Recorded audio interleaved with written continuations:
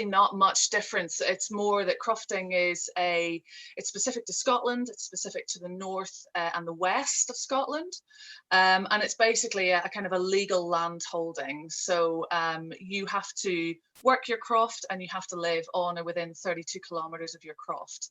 And crofting is generally what, in farming we would call marginal land. So it's the roughy tufty, heathery moorland, bit of bog, obviously. And that's what we've got. So heather hillside, we've got woodland, we've got bog, and then we have a little bit of in-by land. So again, looking at it agriculturally, which, fortunately 4.5 years ago we weren't, we just saw this massive potential on this really exciting, dynamic bit of land with these incredible habitats. And it was that naivety that I think has meant that we've been able to build the business that we have today. So we've called tonight the stack effect. So we're going to talk about how you've managed to stack all these enterprises on top of each other. Yeah. But just talk us through your enterprises that you've built up. Okay, so I did a little bit of a brainstorming session earlier, and we started with eggs because eggs are very easy. It's very straightforward. You have some hens, you have a hen house. We live on a fairly busy road. It's a tourist route. So we plonked an egg box at the top of the track and then sold eggs via our honesty box. So that was kind of our first little enterprise that we started with. We've now expanded that to 13 enterprises. So 13. 13, yeah. So we have 13 individual. I could probably make it a bit more than that because I lumped a few together, but I didn't want to melt your minds. So we have 13 enterprises, all of which are income generating, but all of which are built on the foundations of what we do here, which is producing food. Okay, so it's kind of just really expanding that. So just to kind of summarize the main enterprises, and we can go into more detail as you want, but we have eggs, which we sell via our honesty box and a subscription club. We do seasonal beef boxes, we do seasonal pork boxes, we do honey, we have our meat club, and we do some contract butchery out of our micro butchery. We do public tours, we do private tours, we do group tours, we do courses and a little bit of consulting work whenever we're asked. We do talks, we're writing a book, and we do some other writing as well. And we're just about to launch our holiday rental, hopefully next spring. So that's kind of, in a nutshell, the main enterprises. And I suppose when I was reading about it today, the enterprise, if you can describe it at that, which we don't do, is we don't take any annual basic payment subsidy here at Lynbreck. We've accessed capital grants. So we've accessed grants to do fencing, to do building renovations, to build a barn, to plant woodland, but we don't take any basic payment. And the reason for doing that is mainly twofold. One is because our land has been basically classified entirely at the lowest tier. Financially, it didn't really make an awful lot of sense to sign up to, I guess, a whole load of rules and regulations that we didn't really understand. And it just didn't really seem to, what we felt, reflect the true value of our land holding. And the second reason is because we always wanted to build a business, and I think that's the really important word here, is business that would stand on its own 2 feet, irrespective of what the government or the EU or anybody else decides to do. So all of our enterprises, even though their outreach, their food production, their tourism, they all come back to food production at Lynbreck. I have returned. Hopefully you can hear me. Much better. I had a Wi-Fi issue, if you hadn't guessed. So in terms of, this is a slightly dull question, but in terms of those 13 enterprises, do you cost them? Do you know which one's generating the most revenue? Yeah, so I also did a little bit of percentages earlier. I'm really not great at maths. We have an accountant, thank God. But I decided to kind of roughly break it down into sort of income. So if you lump it into produce, outreach, and holiday rental, the produce we get about 35% of our income stream from. So that's our direct sales. Our outreach, we generate about 27% of our income from. And our holiday rental, we predict, in taking it all into account, will generate about 38% of our income. So it very roughly breaks down into thirds. And I guess, honestly, we're still working our finances out. You know, I think when you start a new business, year on year, you know, you learn something new, you're refining things, you're changing things around. But I would say out of all of those three, the ones that generate the most, so that's kind of gross profit, the ones that generate the most kind of annual profit, the biggest profit margin, are probably the outreach. And that's because we have such low costs associated with that, unless you quantify our time as part of it, in which case it's probably equal to a lot of others. And which one do you enjoy the most of those three areas? So I suppose if you were to ask Sandra and that each individually, we'd probably say different things. So I do really enjoy the outreach side of things, but in that I take huge pride in delivering our produce. So, you know, we're well, I say about 95% local sales. So everything, you know, about 95% is all sold locally. And we deliver ourselves, we bring our produce direct to our customers. So that's a kind of a crossover with the outreach. And I really, really enjoy that, because you're developing these unique relationships with the people who you're feeding. And that's very, very humbling in many respects. And it builds in, I think, a real resilience to your business, because you get to know each other. I'd say Sandra probably enjoys the produce side of things. So she's our animal handler. She's our Dr. Doolittle. She's incredible with the animals. She's also our chief butcher. So she'll kind of process all of our pork, and she butchers part of the beef. And so she creates all these amazing things. So yeah, that's probably part and part. Someone's just asked, Lynn, about when you say outreach, you mean going out to do talks or having people to the farm, don't you? Yeah, so it's basically engagement. So it's Yep. engagement, which includes, so we do a monthly public tour. So I suppose if I kind of retract a little bit, we've never wanted to make what we do exclusive, okay, in any way. And that's our produce, and that's our, you know, the work that we've learned about and all the experiences that we've been making. We don't want to make any of it exclusive. So we try and get the message out in all sorts of ways. So obviously we do social media. We have a YouTube channel. I am absolutely horrible at vlogging, but I try. But, you know, we try and kind of get our message out there as much as possible. And that's obviously all, you know, free for people to use and see as they want. Then we do a monthly public tour. So they run from March to November. We can be under snow from December onwards. So we kind of have a little bit of a break over the winter. And we charge £15 a head. People come here, they're here for 3 hours, they get a cup of tea, they get a homemade biscuit, and we walk around and we talk about the work that we do. Then we can do private tours. So the private tours are a bit more expensive, and that's really just to reflect the fact that, you know, we're taking time out of our daily work to bring people around and show them what we do.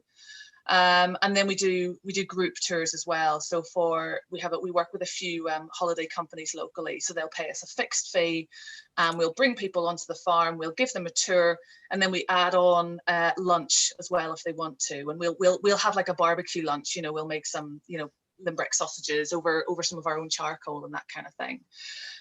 So that's main outreach, but I would also include in that our courses. So we wrote a course, we called it How to Farm, because that's what we were learning to do. We were learning how to farm, and it's the kind of course that we wanted to exist when we were starting out. So it's really, it kind of, you know, it covers some elements like animal handling, but a lot of it is about the business side of things. It's a lot of is understanding the business side of things, understanding it in the context of agriculture, marketing, sales. It's really trying to give people the tools to do this full time, if that's what they want to do.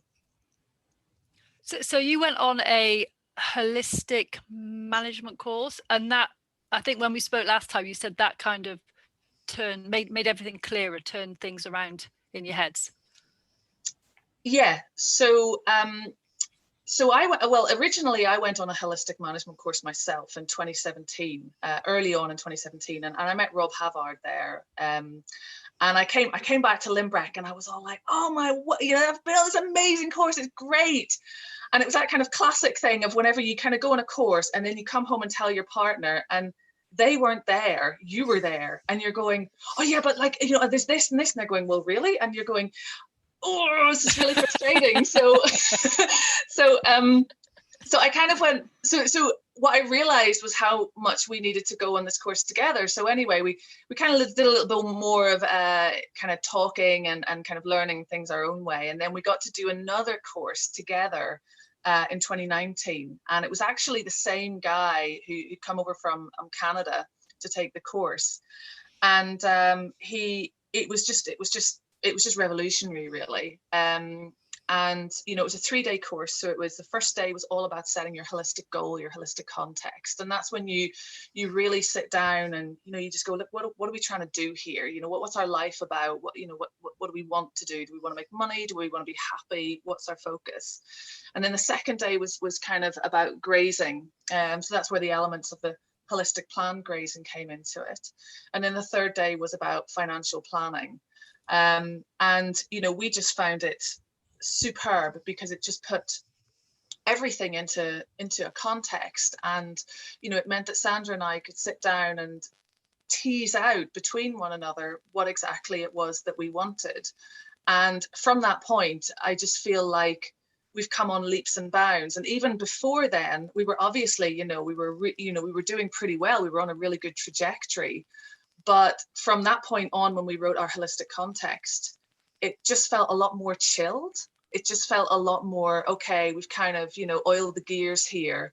Now we can really, really go for this. And I feel like our work-life balance has dramatically improved, and our quality of life has dramatically improved from that point onwards. Do you think that's partly because you've stopped doing the bits that aren't relevant? If that's not quite the right word, but do you mean it's made you focus massively in terms of what you want to do? Yeah, I think in general, we all have a tendency to look at what everybody else is doing, don't we? And we judge ourselves against other people, and we think, oh, they're doing that, or maybe I should try that. And sometimes that's really great because you can get, ideas for enterprises, or Nick, you've got an eggmobile. We have an eggmobile as well, and we pretty much pinched the design from Richard Perkins, and you can get all these inspired from looking at other people, but actually what it is that you're about can only really come from you, and you have to be incredibly honest with yourself in order to do that. And I think that's really the key to any successful business, is identifying what it is that you really want to do, and then you just go for it. So talking about just going for it, so just if we can just talk a little bit about your meat club. Yes. And how difficult it was, or was it difficult? It might not be in Scotland. Was it difficult to set up your micro butchery? Was the whole process, was it a lot of learning, or was it quite simple? Or so I'll start talking a little bit about Meat Club and how it kind of came about, because before then we just used to sell meat as and when it was available. So here at Lynbreck, we don't carry large numbers of animals, and the main reason that we don't carry large numbers of animals is because we try to only carry the number that will benefit the land in a positive way, so have a good environmental impact. And that's what we're really trying to kind of figure out. So our numbers are not huge, which is trying to reflect the natural capability of the land. So we were kind of releasing these sort of seasonal meat boxes, and we're kind of starting to build up our local network. And the meat boxes are the kind of things that obviously we do a lot of work to explain what it is that we do. So the meat is a premium, it's higher than supermarket meat. So it was kind of thinking, well, we don't want our meat to be exclusive. there was that element. And then there was the kind of continuity of supply. So, you know, we were maybe, if we were selling seasonal meat boxes, we'd maybe only be selling 4 times a year. And, you know, what about the rest of the year? We didn't want to lose contact with our, you know, our local community and our customers. So we decided to stick with the seasonal meat boxes and release those as and when they became available. But what we would also do was keep some of that meat back and create a subscription club. So we started what's called the Little Mountain Meat Club, because we're on the side of a little mountain. Genius. And we decided to offer it to local people, only local people, again, within a 20-mile radius roughly of the croft. And people would sign up for a year and they'd pay in advance. And they, in return, they would get a little bit of our added value meat. So something kind of really special. So Meat Club works out at about £6.50 a month. So that's all it is. And by doing that, we were making our produce, we felt a little bit more accessible to people who maybe wouldn't want to shell out, you know, on a big meat box at a time. Yes, they'd be paying in advance for a year, but they'd get the deliveries for a year. So they could really kind of see a little bit more. And it was something exciting. It was something that they could look forward to. They wouldn't know what they were going to get. And they couldn't specify what they did or didn't like, you know, so it was a kind of a, you know, this week you're going to get, this month you might get this, the following month, you know, you don't know. So we had this idea, and but obviously we didn't have a butchery at that point. So there was something called the Dean Organic Fund, which is a pot of money that is administered by the Organic Research Centre. And we kind of saw this, opportunity come up where you could get a 5-year interest-free loan to do something that would enhance your sort of small business, as long as you were farming either organically or ecologically. So we kind of costed it out, put in for the Dean Organic Fund, got it. And what was really good about that was we basically had to put in a business plan, and they really put us through our paces for it. So we had to show ourselves that within 5 years of the investment, the butchery would have paid itself off, because we didn't want it to be a financial burden to us as well. So that really made us kind of, you know, be really kind of particular. So we got the funding in place, and then we basically went straight to environmental health, and we said, okay, you know, what do we need to do here? We fortunately had a really good relationship with our environmental health officer, who came out to visit us on the croft, who talked us through what it was that we needed to do, and basically left it up to us. So we kitted out the butchery, really kind of quite high spec, because we had the investment to do so. And we've always believed here that if we can get the investment to do something, we do it really well. You know, there's loads of stuff I think, I just want to do this once and I never want to do this ever again. So we put in a really high spec butchery, and then got environmental health back out and said, you know, what do you think? And she had a good look around. And at the time, that's when we also had to start writing basically your manuals. So we had to write what's called a HACCP, so a hazard. I can never remember the full kind of control something plan as the end. Critical control points. That's it. Genius. Hazard awareness and critical control points. Oh, Liz is so on it. Over to you, Liz. Third time lucky. Sorry, it's like a quiz. I like them. I apologise. Oh, I'm so impressed. So we had to do a HACCP, and then we had to write house rules. So she gave us basically these folders, and they're really they're kind of like a bit of a manual that you then write your own manual to. So you write out all your house rules, you write out your whole kind of risk assessment. And again, I'm not one for bureaucracy, but that was actually a really good exercise, because we had to go through those folders with a fine-tooth comb and then write what would basically become our rules and our way of monitoring what it is that we do to ensure that the food that goes out is as safe as we can make it. So it's the kind of thing that makes you sleep at night, you know, that you've written those rules, you know what it is that you have to do. So that's what you stick to.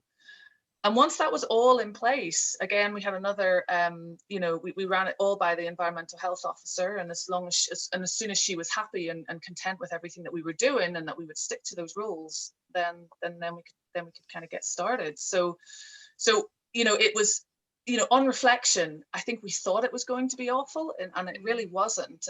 We found it really supportive, and actually a lot of it made a lot of sense. And then once we had that facility in place, we could then start the meat club. So the meat club, it's so much fun. It's so much fun for us. It's kind of terrifying. It's kind of terrifying fun. But it means that we can come up with lots of ideas of produce that we send out to our customers every month. So, like last month, we had our cheese sausage. So we make, we get our pork, we source organic cheddar from our local cheesemonger, and then we make it into this like amazing sausage, which just, melted cheese just oozes out. Or we'll do like, we'll get some of our Highland beef, and we'll smoke it and cure it, but we'll smoke it over, whiskey oak smoke, something like that. We're in Speyside. This is whiskey country. We're going to try jerky in a couple of months. We do, all sorts of different, we do bratwurst, we send different things out every month, and then our customers are incredibly honest with us, and they'll tell us if it's been a bit rubbish, or, but I think the beauty about it is that we really feel that they're part of it, and we hope that they feel that they're part of it. And so part of what they buy into is that, but they know that we try our best, and that we'll always try and come up with something new to keep the club interesting and exciting for people. Guessing Joseph wants to... Just a few quick questions just before we move on too much. Just kind of going back a few steps. The course you mentioned, who ran it, or who was the speaker for that 3-day course? Oh, so it was run by Holistic Management International, and it was a guy called Tony. Oh, I can't remember. He's a Canadian. Yeah, Tony. He's an Canadian farmer. And yeah, he was brought over by the Soil Association. I cannot for the life of me remember his second name. I hope he does not watch this on YouTube. I will be mortified. Well, I'm sure he does. Sure. No, he better not. Obviously. The next question, you can plead the fifth on. How much do you charge for your private tours? Oh, it's on our website. It's £36 per hour. That includes VAT. Cool. So just one or two on the kind of the slaughtering side. So where do you get the slaughtering done? So how is it done, or do you send them to a local abattoir? Yeah, so we are obviously bound by the same rules that everybody else is. If we want to sell the meat to the public, we are ridiculously fortunate, even though we live in a fairly, rural area in comparison to the rest of the UK. We have 2 abattoirs within an hour of the croft.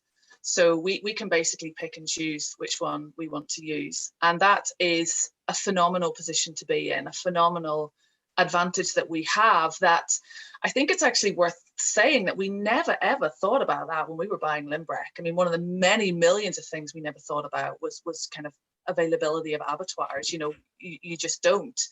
But to have that, and it's something that we try and really celebrate, is having that, and I think it's actually one of the benefits of being a croft, because crofting is a very Scottish thing. It's a very cultural Scottish thing. It's a very political thing, and one of the abattoirs in particular pretty much deals with the vast majority of all the crofts in Scotland. So if that goes, crofting goes, and I can't see politically that would be allowed. But hey, who knows? And then just kind of on the box, because as you mentioned, it's quarterly box sale. How many animals average do you usually send off? So we carry 12 pigs a year, and we'll send 2 to 3 cattle off a year. The last one, which you can feel if you want to answer now or have a bit of time to think, but just you kind of touched on it there, about obviously the local abattoir and the viability. So this question here, your approach is very unique in the area. How do you see the future viability of crofting in general?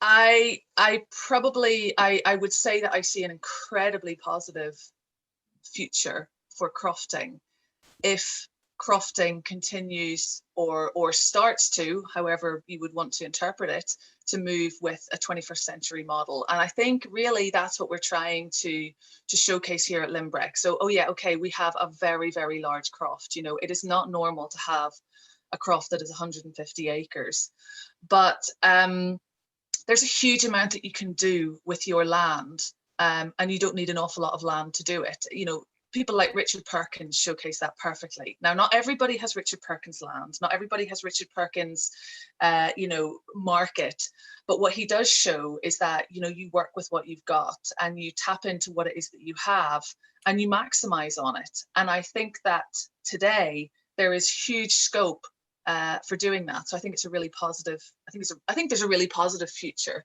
And just sort of coming back to actually your last question about the number of animals that we carry. So I was saying earlier that we carry only the amount of animals that we feel is right for the land.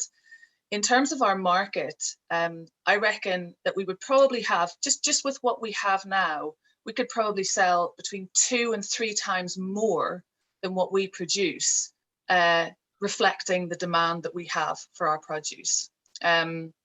So you know, it's kind of putting that out there that there, you know, once you work at a market, I really do think it's there. It's just really untapping it. And then the last question for now, do you think it's been more of an advantage than a hindrance that you weren't from a farming background? Oh, it's the big question. It's the big question. How many people here are farmers? How many people am I going to like mortify myself in front of? So yes, I feel that ultimately it was an advantage. Now, in the early days, I would have said that I felt it was a disadvantage. You know, we came into it not understanding the language. You know, people were talking about, you know, yows and tups and steers and heifers, and I didn't know what any of those things were. I was like, there's a cow and there's a sheep and there's a pig. You know, this was a whole new language for us. And so we came into it really with the bare bones. But what we did come into it with was an understanding of nature based on our previous jobs, which were very, very practical orientated. And the need to make a living, because you don't turn your life upside down to just carry on as normal. You know, if you're going to do this, which is what we felt, we thought, right, we've got to go for this. And I don't want a halfway house. You know, I don't want to work and farm at the same time. That was just our passion. We wanted to be here full time. So that motivated us to become business savvy. So, you know, I'm a full believer that if you don't spend much money, you know, you have to make an awful lot less because your overheads are, you know, minimal. So it was all about what's going on in nature. You know, how can we work in harmony with all these amazing natural systems and use our animals to work with those natural systems and produce this amazing product at the end with spending the least amount of money that we can. And we didn't carry, I guess, a whole load of, you've got to plow, you've got to fertilize, you've got to lime, you know, you've got to sell at the mart, we just didn't come with that. And, you know, a few years into being here, there was the guy who's head of the NFU in Scotland, a guy called Andrew McCormick, he said about us, he said, we think so far out of the box that we didn't even know there was a box. And we really didn't know there was a box, but we were definitely not in it. Well, I'll hand you back to the other two. We're not constrained by boxes. Okay. Well, we are at the moment. Yeah, no. Yeah, it's more of a rectangle, but okay. Moving on. Kind of circular. So the question we ask quite a few people is, what does regenerative mean to you? So you've talked a bit about, June, it was about protecting land. It's about your sort of holistic values, but so if you try and describe it, do you mean on your various tours, how do you introduce the idea of regenerative, or do you just use other words? I suppose there's two things that kind of come to mind. One is, to me, and to think to what we do here and what we try and explain to people, is that regenerative is beyond sustainable. So we talk a lot about sustainability, and really I think we would say it's just not good enough. We can't sustain what we have. You know, we kind of have a bit of a problem. So if we sustain that level, we're really not improving things.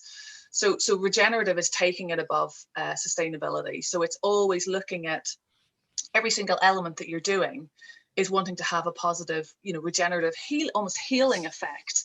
And that is not just the soil. In farming, we talk a lot about obviously soil and soil health, and that's, fundamental to what we do. It's the absolute building blocks of all of our businesses. But equally, we talk a lot about the business side of things. We talk a lot about having a business that's always evolving, that's always kind of developing and growing. And I don't mean growing in a kind of a capitalist sense. I just mean evolving. And we also talk about, regenerative, and a huge part of it is socially, culturally. So regenerating ourselves, looking, what do our bodies need, in terms of our physical health and our mental well-being, where are we at in our community, how can we help to reconnect and regenerate people's relationship with the land? So all of that really comes into it. And then I think another way to describe, what regenerative means to us is it's not degenerative. So it's not doing harm. It's always trying to kind of shift it to the positive and renewing that kind of, impact that we have in a positive way. So Lynn, when you have people come and visit the farm, I'm guessing Yes. some are farmers, but probably the majority aren't from farming. Are there some things that stand out in what they ask you, or what their questions are, or how do they, are they completely, well, they're probably pretty flabbergasted by what you're doing now, I would imagine. So honestly, I feel that people come here, and because we're very conscious to try and keep our message very positive, it's all about kind of positivity and enabling. It's not about that's rubbish, he's rubbish, this is rubbish. We try not to go down that route, even though, behind closed doors, a few glasses of wine, we're there. But, it's cathartic. But, we try and have a really kind of positive engagement with people, because I'm a firm believer that if you want to create change, you create something that people want. And if you can create something that people want, then they will strive for that. So we very much kind of get that across in our tours. And I feel that people leave here just feeling really great about things, because what I hope we're doing is showing what we believe is a viable model for farming. I'm not saying all of farming. I'm just saying it's a viable model, which it's never going to be replicated exactly, but elements of it can be taken and applied to other farm businesses. So I feel that people come away really positive. People ask a lot about, welfare side of things, and that's something that we talk a lot about. People are very interested in this concept that we talk about, that animals are part of our team. So we talk about how, we use our cattle through planned grazing to, build soil, and we're scattering all that kind of manure and pee all around, or, how in the winter time we use things like bale grazing and, feeding hay to, rot down into the soil and feed the soil. So we kind of incorporate those kinds of things into it. Or, we'll talk about our pigs, and then I come up with these stupid terms like snuffle army, and then I think I'm really funny, and it's actually really embarrassing. But, it's kind of just having a bit of a laugh with people. And we talk about, the pigs rooting through the woodland, and they're breaking up little tufts of soil, and you can get like tree seedlings can fall. And so people are really intrigued about the kind of the team element of things.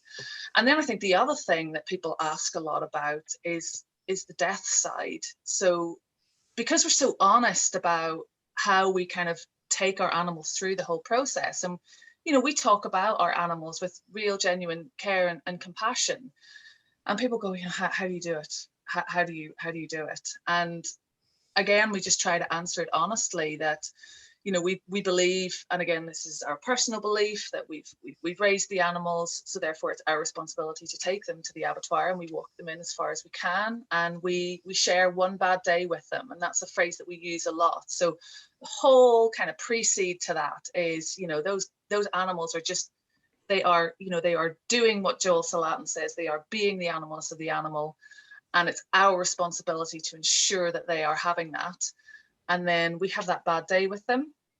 And then we bring them back here, and we butcher them, and we make them into the most awesome produce that we can. And I think that kind of circular aspect and the honesty side makes people go, okay, yeah, I get that.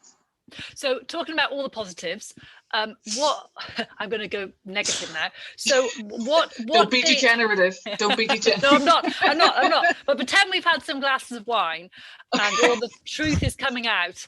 And there's obviously been struggles along the way. Or what things have you found the trickiest? Has there been particular problems with certain things that you thought, oh my God, this is how? Can you just speak about some of those, the grim stuff, Lynn? Can't all be positive. Absolutely. Because let's face it, it does happen, and we're all humans. So initially for us, it was money, big time. So we bought Lynbreck. So we were very fortunate to have, been able to gather together the money to buy our bit of land. But it came at a cost in that we had a deficit of about £20,000. So we had to take out a loan of £20,000 to basically bridge the gap. And I mean, we literally had nothing. We emptied, we did all the stuff that they say never do. We emptied pension pots, we did everything because we so wanted this. And so early on, that was a massive, massive stress. And that really stayed with us, I would say, for at least probably the first 3 years. And so we had to work off the croft while we were building the business up. So I worked 4 days a week. Sandra picked up, work locally. I mean, and we did anything. Sandra was strimming the banks of the River Spey at 5 a.m. before the fishermen came, and we just literally did anything because we just had to get money in, and it was this constant kind of like dark cloud. So we kind of built that up to a point where Sandra was full-time and I managed to reduce my days to 2 days a week, but it was my biggest struggle at the time because I just didn't want to be there and I had no motivation. And I wanted to be here. So that always kind of flared itself up. I'd come in after a day at work and nothing in particular had happened, but I'd have like 3 whiskeys and Sandra would come in and go, what happened? And I'd just say, oh, I don't know, I was on the computer all day or something, but it wasn't what I wanted to be doing. So the financial stress was very, very, very real, at least for the first 3 years. I'd say other stresses are, heck, in farming, this is notorious, is work-life balance. So the hours, more so at the start that we used to work, was just ridiculous. So it was obviously trying to earn money off the croft. But then when we were here, it was just full pelt all the time. There was no let up ever. And, holidays gone, leaving the croft gone, nice romantic weekend away gone, and we had to really work through all of that. And I think, the question you asked earlier, Nick, about the holistic context is that it kind of allowed us to wheedle all that out. So all those little issues that were kind of bubbling under the surface that we were struggling with individually, suddenly they became a collective and we were able to work through those. So, it's like, why do we never leave the croft? Well, we never leave the croft because actually we quite like it here, and we're kind of new to this, and we're learning, we're gaining confidence, and we don't really trust anybody to kind of look after it for us. And all these really honest conversations that we had, I think helped us get to a point where we're at today, which is we still don't leave the croft, but I think you can see a point in the future when we probably are going to be able to, because I guess, I don't have kids, but I guess it's like having kids, you learn a lot early on, and, you worry about it. It's your baby, it's your, you've made this amazing thing. And what if you go away for a week and somebody breaks all the eggs? Nobody in Egg Club gets any eggs. They go and, defrost one of your freezers, or, the Highlanders break out, or, it's kind of saying to ourselves, you know what? It's okay that we don't feel this confident. We'll get there. So in the meantime, let's just go down to the local cafe every now and again, have a nice bit of tea and cake. Just that kind of thing. It's working through it. So yeah, so money and work-life balance, you know, who in life doesn't face those stresses? Yeah. And it's interesting because I've been having conversations recently with a group of farmers about work-life balance, and I think, and we certainly have never got anywhere near solving it, but it's also about people's expectation of, I mean, it's the same for everybody, whether you've got a farm or anything, isn't it? The expectation of what your life should be like and what your life actually is can sometimes drive disappointment. So it is about realizing and sort of accepting where you are. But does acceptance mean you don't challenge it? I suppose I don't mean it in that way, but it's this constant striving for the grass is always greener, and that in itself is a frustration. I think it's a massive thing, and I think whenever you do like what we did, which was, you know, dreamt for years, you know, spend years dreaming about this wonderful life that we'd have, and then you come here and then you go, oh, this is really hard. This is really hard. And I'd left everything that was actually really comfortable, like, you know, a monthly salary and, you know, mains water and, you know, access to the local sewage system rather than the septic tank. You know, who knew that would be on your list of things? Well, you know, why not just but it's funny, you know, you never really expect that kind of thing. And so all of these things were things that early on, you know, we were really, really faced with. And you know, we get a lot of people say to me, oh God, you must have a hard life. It must be hard though, isn't it hard? And yes, it is hard. And some days it's, you know, I think the one word that I would use to describe farming is relentless. It is just relentless. You know, just when things are going good, something happens, and it can be every day. You know, just there's something that just that curveball is constant. And that is why I have huge respect for farmers as being some of the most resilient people I have ever met in my entire life, because they are just constantly getting it. And I think you just don't appreciate that. I mean, people come here and they go, oh, it's so pretty, it's so beautiful, and you've got an amazing view, and oh, I love your kitchen garden and all this kind of stuff. And that is all great, and that is all what we love. But you do have days where you just think, this is rubbish, you know, this is really hard, and I just want it to stop, and I want to go and, you know, live in the town, buy a nice little, you know, terraced house, and, you know, that'd be nice. Walk the dog. We get people who come and visit, because I live on the farm and quite close to my sisters, and then people come and go, it looks like you live in a Sunday supplement. It's like, yeah, you're not here on the days where the rain is that and you're up to your knees in mud. But yes, we do live in a Sunday supplement. Some days.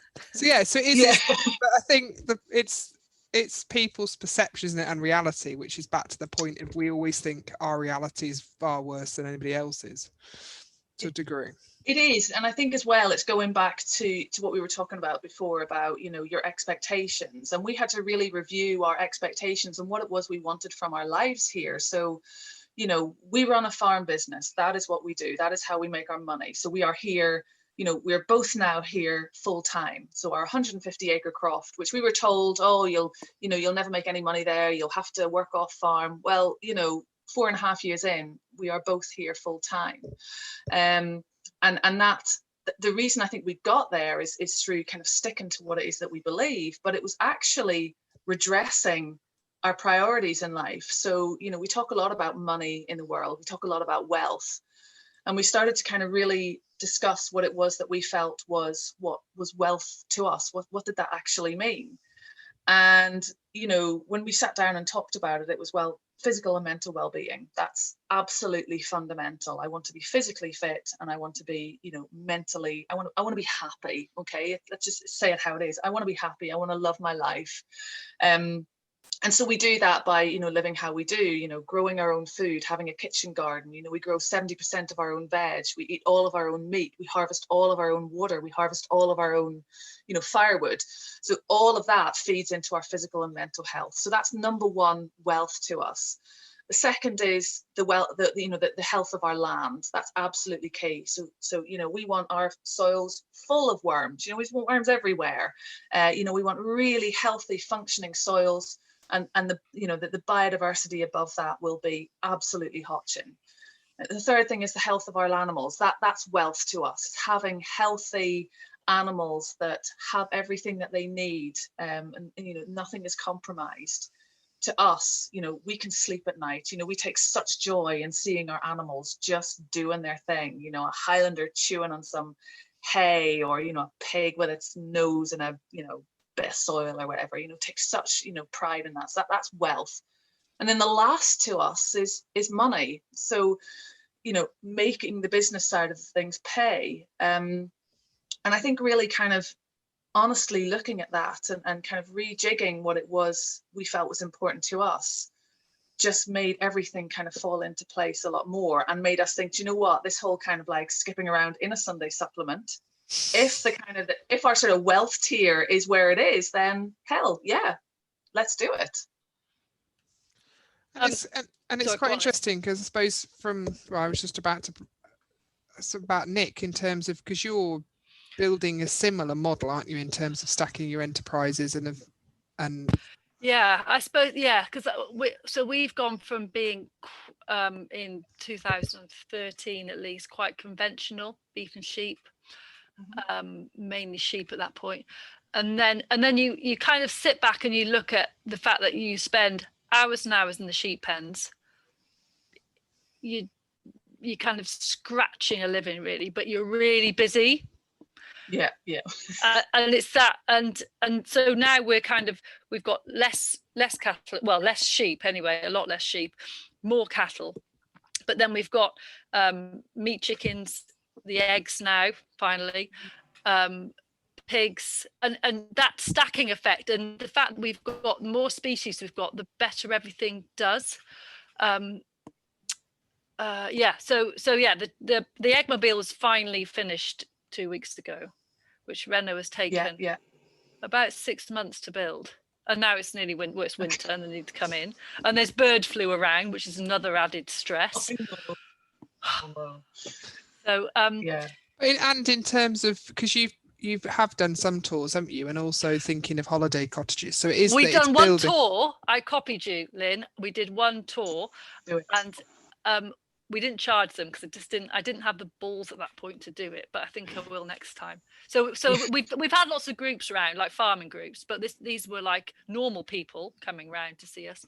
And Renault was like, oh, I don't know if I can be arsed with this. But actually, when we did it, he's like you, Lynn. He's very good at just he gives it all, his heart on his sleeve, and it just really, people loved it. So I can really see that can become more of a thing, and I think lots of people could do that. But can I just ask you a few sad questions about eggmobiles, just because we're new? Yes. So we have got at the minute 80 hens in our mobile, but we could probably have, it's a big caravan chassis, so we could probably have maybe 200 in there. So we've reared these from baby chicks, and we reared them in our chicken tractors, Joel Salson chicken tractors. So they were, and this is probably a big mistake we've made, we reared them on the ground, so they didn't roost. Oh, okay. So now, bedtime, half of them roost, and then Renault has to go down and like put each one on the thing, and it's so it's like, he says, I think we've made a cock up here. So I'm thinking, at the minute, he's thinking that every day for the length of these chickens' lives, he's going to have to put them to bed. But I mean, they're quite easy, because you just pick it up and just plonk it on, and they're just hypnotized. Obviously, if there's 200 in there, by Renault. Yeah. So tell me the story of your chicks. Did you get them as baby ones, or chicks, or point of lay? So we buy them in at point of lay. So we get them in at 16 weeks old. So we buy them from a guy, you'll never believe this, but he's called Donald McDonald, and he's from the Isle of Skye, and he is a phenomenal hen breeder. So he breeds all sorts of different types of hens. So in our eggmobile, and then we have a eggmobile and we have a static hen house. So we have a whole mixture of hens. So we have, you know, your kind of standard layers that lay the sort of the brown eggs. So the eyes are browns. We have black rocks, which are kind of a Scottish variety. But then we also get a few kind of quirky breeds in. So we have, you know, green egg layers, we have blue egg layers, we have some white leghorns that have the white eggs. And that's really because it was a few reasons, really. It's for the eggs themselves. So people, it sets us apart. It's something different when you get, you know, these different colored eggs. And it's a really nice thing for people to see when they come to the farm. They see all these different types of hens running around, and then that leads to all sorts of different conversations and stuff. So the majority we buy in at point of lay. We rotate our hens every 2 years. So we keep them for 2 years at a time. We find that we still get good eggs, you know, within that amount of time. And then we rehome. So we rehome locally. So we'll put out a, you know, or whatever on, you know, Facebook or whatever, and say we're rehoming hens, and we find that generally kind of works. We do raise some chicks ourselves, so we'll you know, have a clutch of 12 or 24 eggs that will hatch out every year. And we find that those hens are completely wild. So total opposite to yours, in that they, you know, within like days they're roosting in trees. You know, we've spent hours trying to get hens down rather than putting them back up again. They generally seem to kind of calm down after a while, but that's a sort of a good mix for us. We do have a cockerel who runs with one set of hens, and that's really just so that we can hatch some of the eggs from him. And another sad question, chicken question: what do you feed them? And we're at the minute trying to buy chicken feed that is GM soya free. Yeah, a bit like looking for hen's teeth. It is. And how orange yellow are your yolks? And is that, do you get quite obsessed with that? Sorry, are you into that? Because yeah, I feel like going and getting one for you now. Oh, well, maybe cracking that orange. Maybe after the call, maybe. Okay, so feed. So whenever one of the things that we talk about on our tours is, I say we try to keep it positive, but we do talk about the things that we're not so happy with in our business. And one of the things is the fact that we buy in, you know, hen feed and we buy in pig feed. So we've made a commitment to buy in organic. So that's, so all of our hens and our pigs are on organic feed. So we get it from High Peak. High Peak are GM free, but they're not soya free. And we're kind of constantly, like you, constantly looking for ways to kind of get away from that, to improve on that. And it's the same with the pig feed as well. You know, we're looking at possibly transitioning the pigs to, you know, to silage or something like that. But it's a definite, it's a definite chink in the armor there. Yeah. But going to the yolks, girl, I mean, you know, and the thing is our customers notice as well. So they notice in the winter when they're not as orange, because they're not grazing as much in some areas, you know, because we haven't got the grass. And then come the spring, I mean, they are just like beacons. And, you know, people will say, you know, your eggs are so creamy, or, you know, they'll use all these kind of words that you just never really associate with eggs. And it's just, I think when people have properly, you know, grass raised, free range hens, it's just mind blowing. See, Liz, I'm not that sad. It is a thing. I know, someone's written in the comment that it's Dayglow. Alistair said Dayglow orange yellow is where it's at. Alistair, boy. But the slight side story, this so we have a few hens on the farm just for for the family to eat, and my sister did have to get rid of a dead pigeon from the chicken that was pecking it, and it was absolutely outraged that the dead pigeon had been removed from it. So you do sometimes think they eat more than just grass, given the chance. We always say they're just little dinosaurs. You know, we've seen them running around with voles and mice, and I mean, that's just like, you know, that's just kind of Christmas dinner right there for a hen. They just absolutely love all of that kind of thing. So yeah, no, they're I mean, the insects and the grubs, you know, with our eggmobile, you know, it's going through where the cows have been, and, you know, all those grubs that they're getting out, worms, you know, whenever we've got bit where we call the taddy patch, you know, where we grow our potatoes, and it's just this kind of big long strip. And when we're in working there, you know, the hens are just like woof, and any time the soil is turned over, it's just they're sucking up worms like it's spaghetti, and it's just unbelievable. We don't use that in our marketing, but Jan reports they do love mice, so that's nice. Okay. But I think, and I suppose some of it is, sorry, Joseph, you're here to ask some questions. No, it's fine. I'll just hang out. I'll hang out. Yeah. There was just a few. Well, in terms of my backyard of a whole 3 chickens, yes, Rena will keep having to put them up because one refuses, and I've seen mine eating a hatchling. I've never seen 3 chickens chase each other around the garden when they're trying to get it off each other. But you went back about, just going back a few questions. One, well, it's a quick one, hopefully. Do your pigs destroy the land much? And I suppose, how do you repair after the pigs have been through? I think that's a really good question, and it's one that you have to be very careful of. So we could carry loads of pigs. We have got loads of space to put pigs out, you know, because we're giving them supplementary feed. So it's not like we're reliant on certain fields, you know, to just have feed for pigs. You know, they're given that feed as well. But we don't, because we know the impact that they can have if they're in an area for particularly long, which is of a size whereby within a certain period that they're going to be in that, they'll just annihilate. And we've had pigs do that before. You know, we've made that mistake where we thought, oh, they'll be fine there. And then, you know, you come through and it's an utter quagmire and you're absolutely horrified because all of that stuff that you've read, which says no bare soil, you're just seeing bare soil. So really we've learned to really monitor the work that our pigs are doing. So first of all, wherever we're going to put pigs, we're saying, well, what do we want them to do? How long ideally would we like them in here for? And then how long can we give this land rest? And I think, you know, out of all of those 3 questions, the key one at the end of the day is always rest.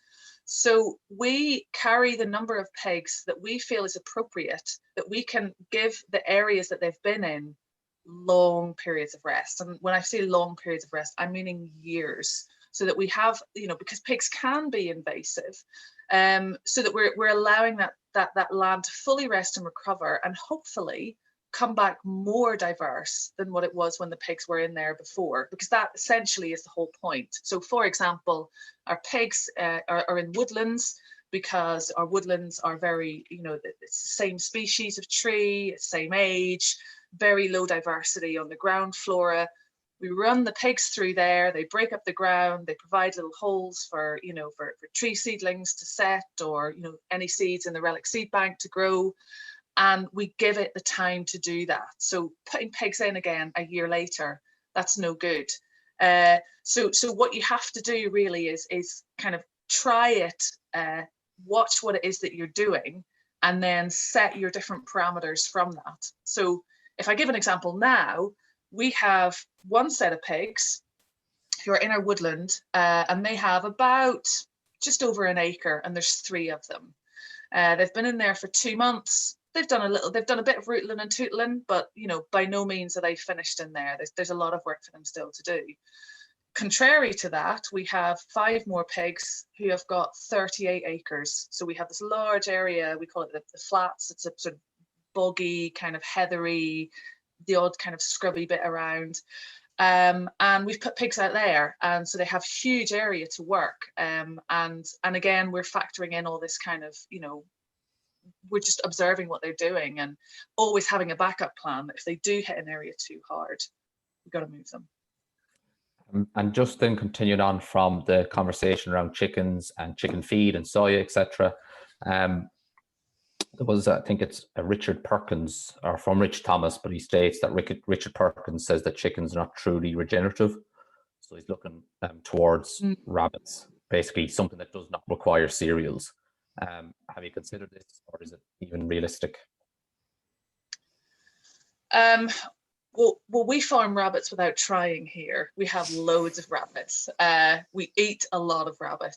Rabbit is probably one of the main foods that we eat, because we do kill the rabbits here on the croft, and then we make a nice stew. Yeah, I mean, certainly, you know, there's so many advantages for us to having the hens in terms of our business. So, you know, the eggs are, you know, really profitable enterprise. We're seeing the benefits that the hens are doing on the ground. You know, we have areas where, you know, we've worked through hens where it's been really kind of mossy and there's very little diversity. We put the hens in, they scratch like billy-o, they have a great time, and they're adding all their own poo and, you know, fertilizer to the soil, and then we're moving them on, resting that ground, and we're noticing the impact already that that's having. With more diversity coming in, you know, you've got your little clovers coming in, nitrogen fixing, we've got more diversity coming in. So if we just look at it from our farm business, they're really, really, really good. But I totally accept that, you know, the feed, you know, that kind of element, the feed element is the big Achilles heel of it, and how we can kind of progress that in the future, we have to be open-minded about. There is, I think there is a lot of work being done in the industry in terms of soya sourcing, sustainable sourcing of soya, and then trying to get it from areas that isn't from rainforest areas. So I suppose there is, industry is trying to address that as well. So it is, I suppose, hopefully more solutions to come. Just two more questions. Oh, sorry, Liz. No, but I think there's also a bit we have to be realistic about. I mean, there are areas of the country that are most profitable, and with this, I'll be shouted down shortly, but as an arable farmer in training, in terms of there are areas where sustainable crop rotations are very much justified in terms of, and the feed, generally wheat that's going into chicken feed do you mean it isn't ever going to be necessarily good enough to go into human food? So why do you mean, so I think it is a noble endeavor, but I think there is a risk of us disappear, like we just get too bogged down in the regenerative approach rather than thinking of it as a sustainable system, and actually how can we get that livestock crop balance right, rather than going, we're not going to grow any cereals because we can't feed any to a chicken. I think it's too extreme in its view. Fair enough. Don't think I said that, but let's go on.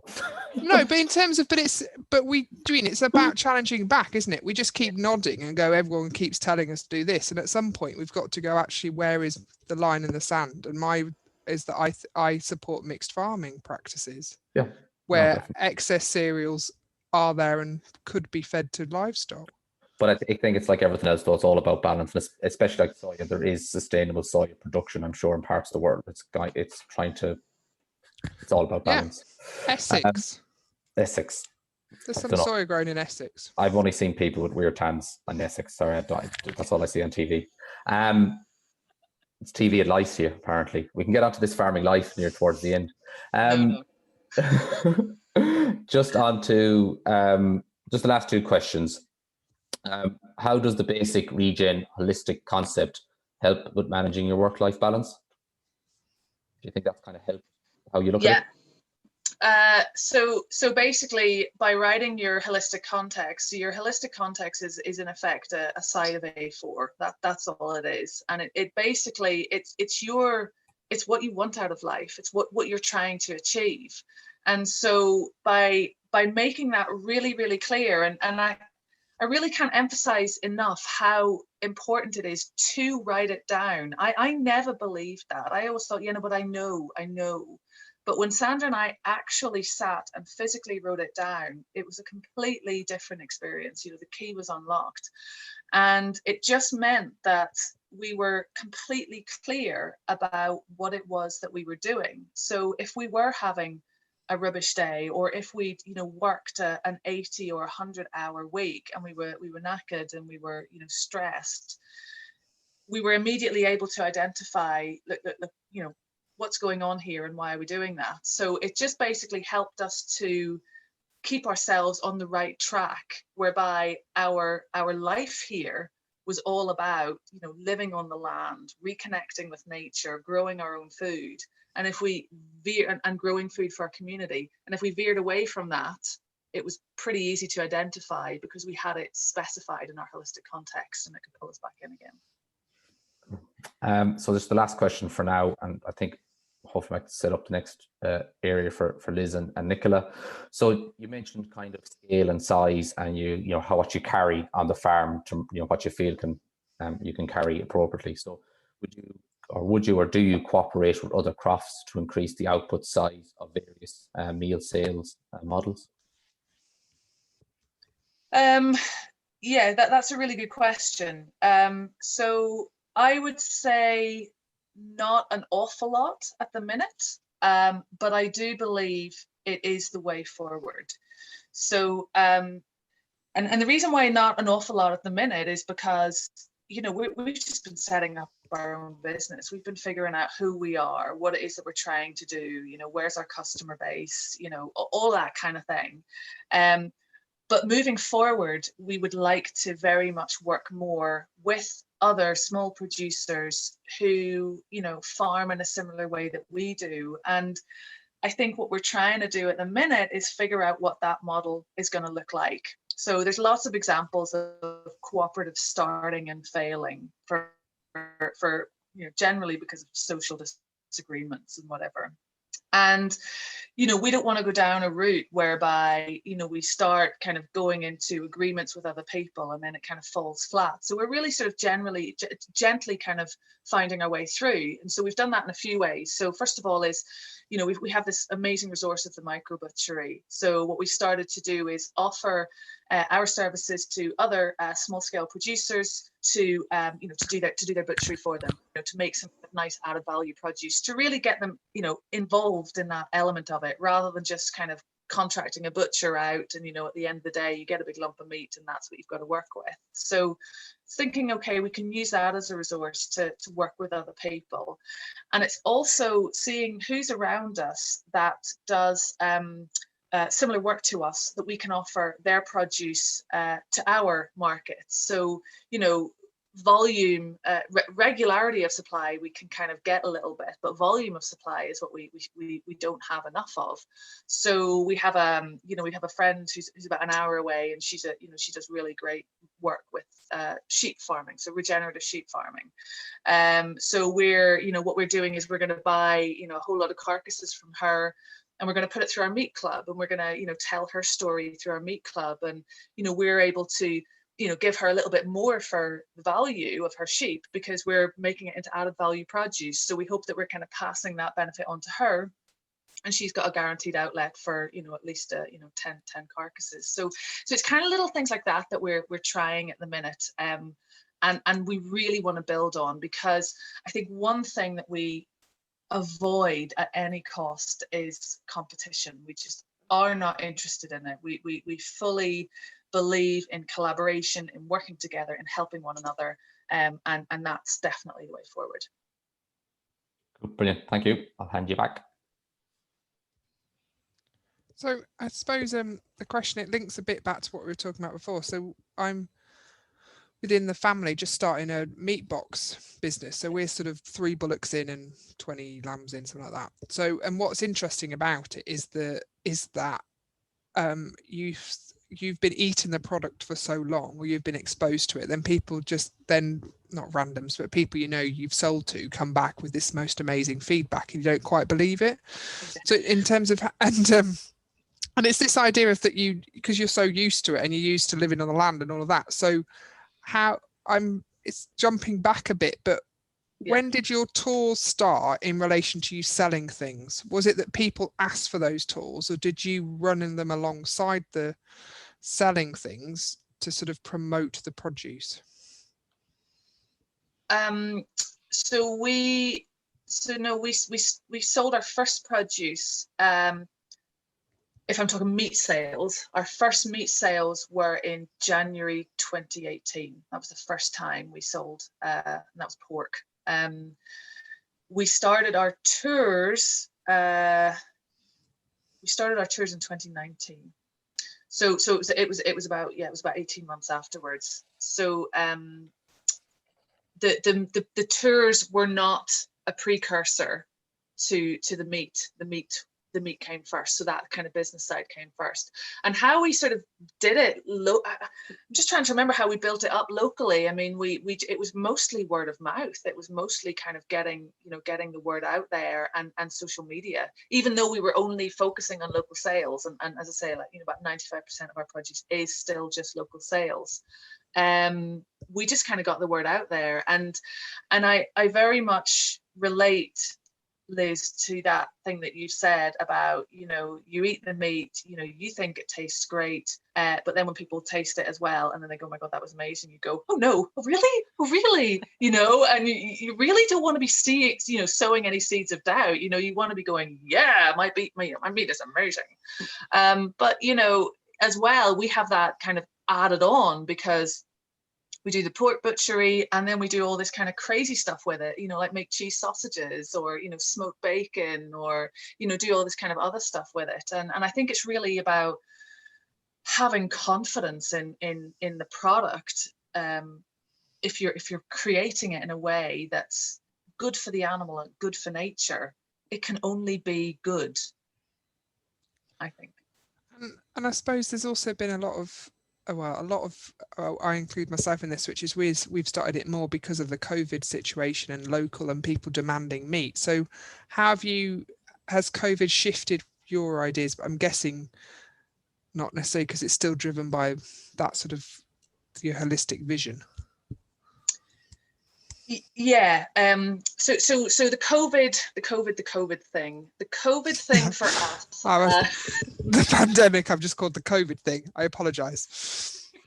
Somebody had to mention it. No, the COVID thing for us, in terms of products and sales, I would say only enhanced the demand for what we had. So we were kind of getting to a point anywhere where we were kind of starting to sell out pretty regularly, and we like that model. If we had a meat box release, we just wanted it gone.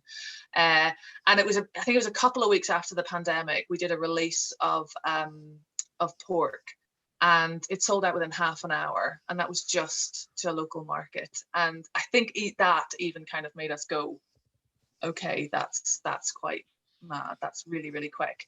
So I think that's kind of stayed. But I feel as well that I just get a feeling there's farmers in the area are starting to see this. I feel as though people are kind of starting to go, actually, maybe there's something in this.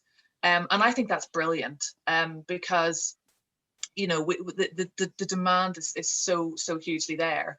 What did hit us with COVID was the outreach side of things. So we had tours lined up for the year. We had 2 fully booked courses, which was going to be a huge revenue income for us. Shut down, stopped, gone. Now we were able to kind of get around that, and but jeepers, that was a huge door closed in your face. But it was where we felt so grateful for the diversified element of our business, because even with all of that gone, we could still keep the business running. And if all the meat sales had gone but the outreach had stayed, that one would have supported the other. So it really is that benefit, that huge benefit of diversification is so vast. Yeah, no, I think it's just amazing, Lynn, what you've both done. It's where do you get your inspiration from? And is there particular people you kind of channel into, YouTube, all that kind of stuff, or you just think we're following our own thing? Yeah, I think mostly we follow our own thing. So I'm really not very good on, I'm not a podcaster, as in like I don't listen to them. I don't really, I don't really do kind of conferences or like this year I looked at things like the Northern Real Farming Conference, and I looked like Biofarm, and I thought, oh my god, this looked really good. Didn't go to any of them, just was kind of so kind of focused on doing things here. So I'm really not very good at kind of being part of that. I just kind of like to get on with things. So Sandra, on the other hand, she would watch a lot of Richard Perkins videos. I would say he's kind of influences quite a lot. And I am a big fan of the work of Joel Salatin. You know, it's those people that have really kind of influenced us, and because they have such a passion for what they do, but they make it pay. You know, that's what they do. That's their jobs. That's their full-time work. And I think that was a massive thing that we related to. You know, whenever we were kind of setting up, and it just, everything that they said just really kind of rang true. But I think really, again, pulling it back to the holistic context, because we feel so confident about what it is that we want to do, and that's where it makes it very personal. You know, there's no Lynbreck, there's no other Lynbreck apart from this Lynbreck. There's no other, you know, business that works in this way, because there's not, because we're completely unique, just like every farm business is. And I think it's really embracing that and taking a lot of positivity and strength from it, and pride, which is, you know, something as kind of, you know, British people, we're not very good at doing. We're not very good at kind of going, hey, look at me, aren't I great? And it's not about, you know, wanting the attention. It's about just celebration, a celebration of something that's really good and really positive. And I think that's something that we really consciously try and do. And just going back to another point that I think it was Nick that you made about the tours side of thing and the charging element. You know, we really struggled with that for a long time. Again, because, you know, as I was saying, we didn't want it to be exclusive, and it just felt a bit weird. It felt a bit weird, you know, saying to people, right, well, you know, you've got to pay me 15 quid or I'm not showing you nothing, you know. And it was actually kind of trying to flip it on its head and say to people, we want you to value this experience, and we want you to value what it is that we're going to give you for the next 3 hours. And we found that actually, you know, there was no problem with saying to people honestly up front, you know, the tour is £15 or the tour is £36, or, but look, if you don't have any money and you can't go on any of those, you know, we've got all these vlogs, we've got social media. So it was just about saying, you know what, it's okay. I don't turn up to my day job every day going, no, I'll do it for free. And so it's about sort of trying to find that balance that you're happy with. Can we just deviate slightly? Can you just talk about your honeybees quickly? Oh yeah. yeah. I really. Because I think we should have them as part of our farms, but obviously don't know much about chickens, don't know anything about honeybees. Yeah, bees. Oh wow, bees. If there's ever that has been our biggest learning curve, has been bees. You know, everything's been a learning curve, but the biggest has been the bees. So we now have 9 hives of honeybees, and we started off just with 1 hive, and we've kind of built up.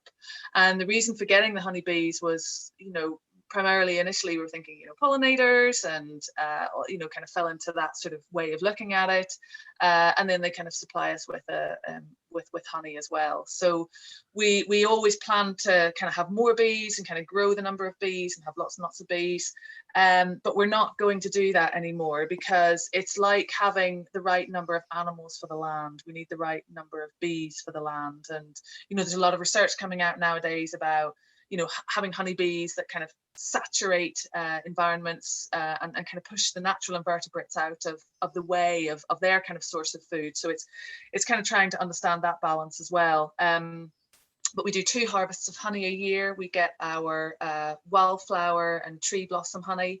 We harvest that around about July, and then we get our heather honey, which we harvest at sort of early September.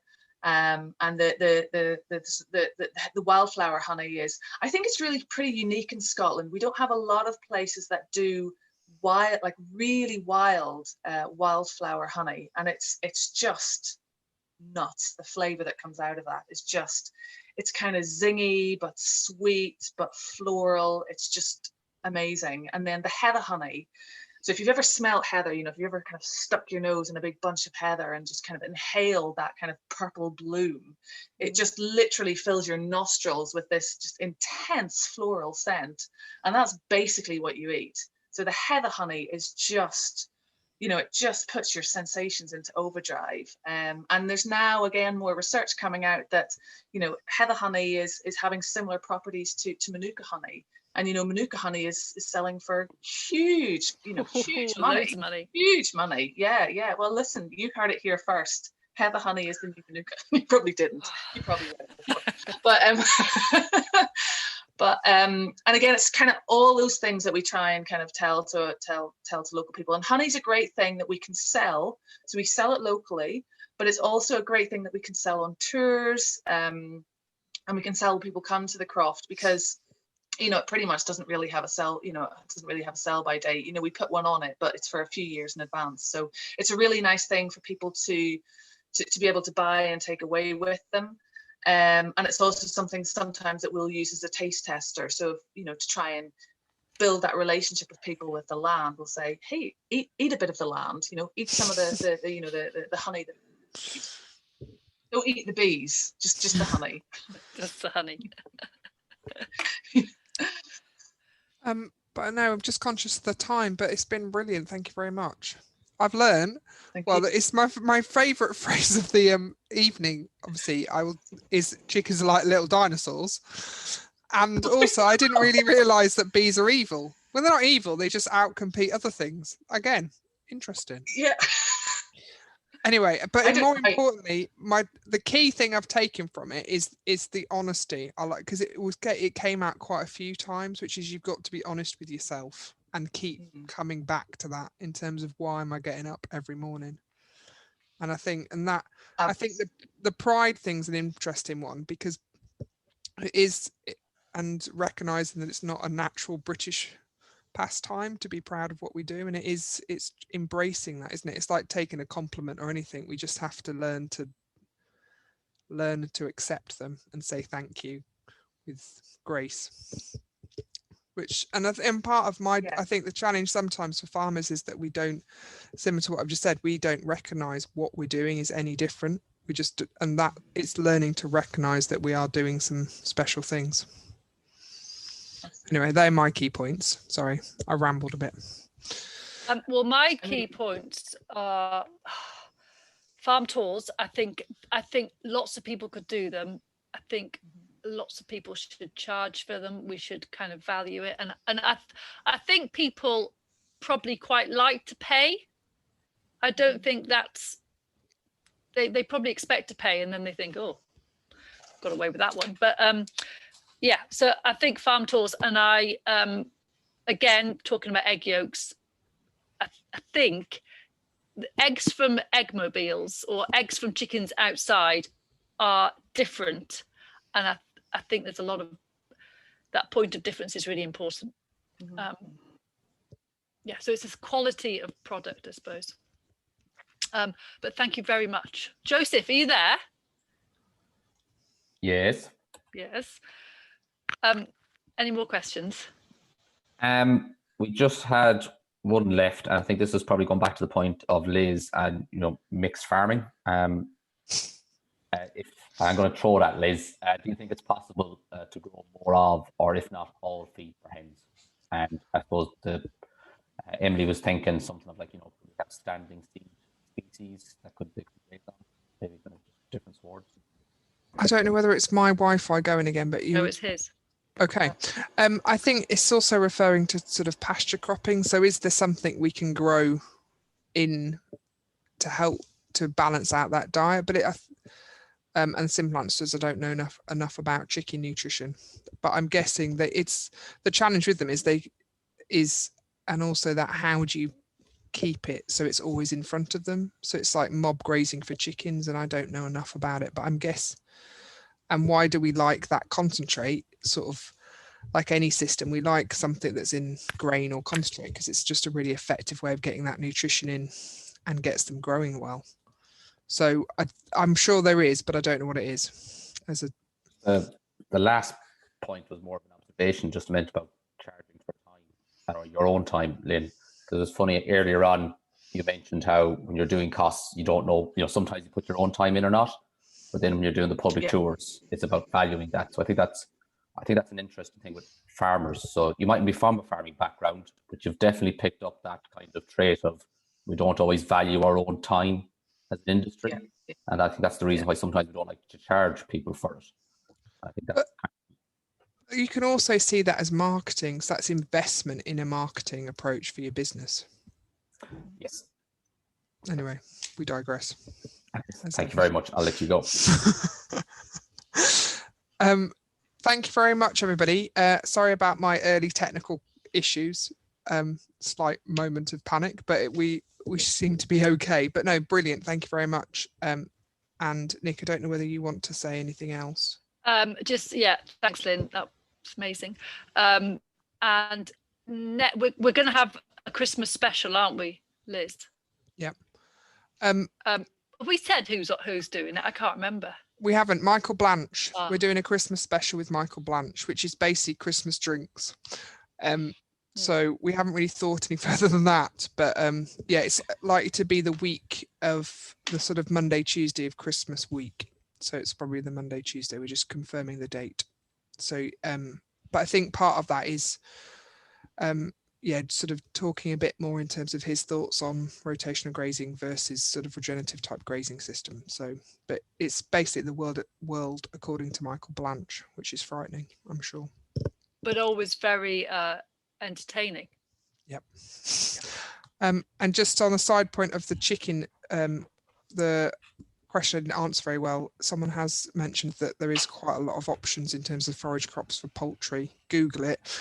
And the Organic Research Centre's done a lot, and chicory is a really good crop for chickens.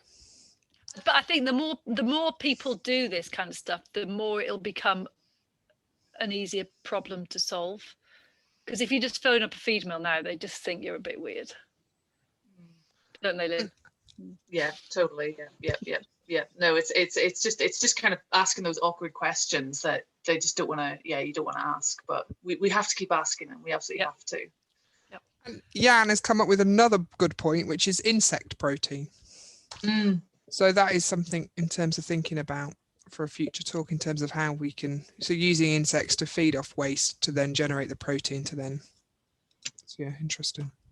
And certainly already being used in some pig and poultry diets. Anyway. Thank you to Joseph.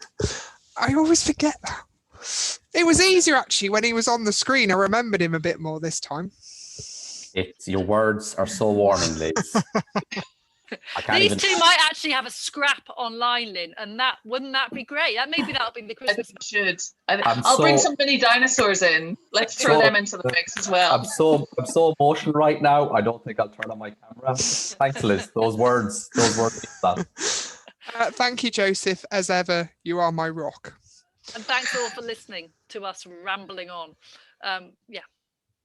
Thanks a lot. Bye, everybody. Bye-bye.